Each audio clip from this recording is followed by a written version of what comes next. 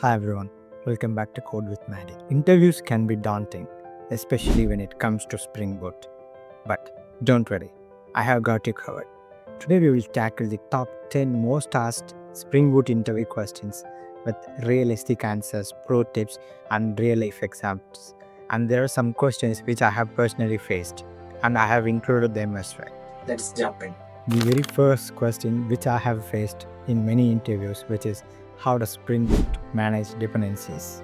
To answer this question, Spring Boot uses starter dependencies to simplify dependency management. These are predefined set of dependencies that include everything needed for a specific type of application. Example, by adding Spring Boot Starter Web to your project, which will automatically include dependencies like Tomcat, Spring MVC, and validation libraries. And pro tip, mention how Spring Boot dependency versions are managed using Spring Boot dependencies. This ensures compatibility and avoid version conflicts. Also explain how tools like Maven or Gradle simplifies this process seamless. Alright, let's move on to the next. The next question is what is the difference between Spring and Spring Boot, which is a basic question and everybody should know this answer. Spring provides a comprehensive framework for application development, but requires a lot of configuration. Where Spring Boot simplifies this process with convention over configuration, auto configuration components, and by providing an embedded server. Real life example. Think of Spring as a traditional restaurant where you order a food, while Spring Boot is a buffet. You got everything set up for you. Alright, the next question is how does Spring Boot handle dependencies? Well, it is a bit similar to the first question, but this is a different version. So to answer this question, Spring Boot uses starter dependencies. For example, Spring Boot Starter Web includes all the libraries you need to build a web application. And the pro tip is explain how it reduces conflicts and simplifies dependency management. Mention tools like Maven or Gradle. Let's move to the next question. What is the role of application.properties or application.yaml? To answer this question, this file is a center place for configuring the application. You can set properties like database URL, server port, or logging levels here. Example, we can change the server port by defining server.port equal to 8081, which changes the default server port from 8080 to 8081. Pro tip, mention profiles like application-dev.yaml, application-test.yaml for defining different configuration for different environments. The next question is a basic question which should be mostly asked in all the interviews, which is what are the difference between at-rest controller annotation and at-controller annotation?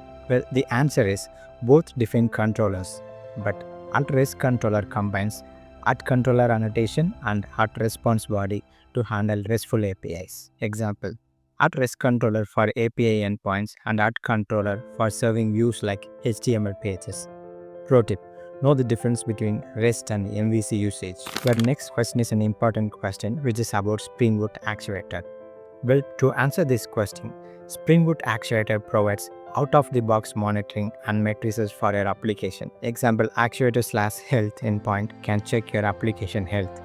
Pro tip, customize actuator endpoints for production readiness. Well, the next question is about exceptions, which is how do you handle exception in Spring Boot? Well, to answer this question, you can use @controller advice and @exception handler for global exception handling. Example, catch and customize error messages for invalid user inputs, which can be done by defining @controller advice at the top of the controller and @exception handler to catch a particular exception and print it.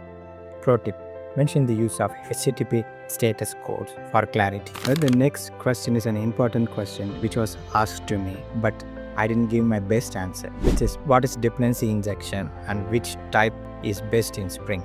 A dependency injection is a design pattern that allows objects to receive their dependencies from an external source rather than creating them internally. Some of the types of dependency injection in Spring Boot are constructor injection, dependencies are provided through a class constructor, and setter injection, dependencies are injected via public setter methods. But the third type is @field injection, where dependencies are injected directly into the fields using @author annotation. Well, if you answer this question, there will be an additional question, which is which injection is preferred? To answer this, always prefer constructor injection because it makes dependencies immutable, promotes testing by enforcing dependency availability during the object creation, aligns with single responsibility principle. Well, the next question is, if you're a developer, you should definitely know this answer, which is how does Spring Boot implement security?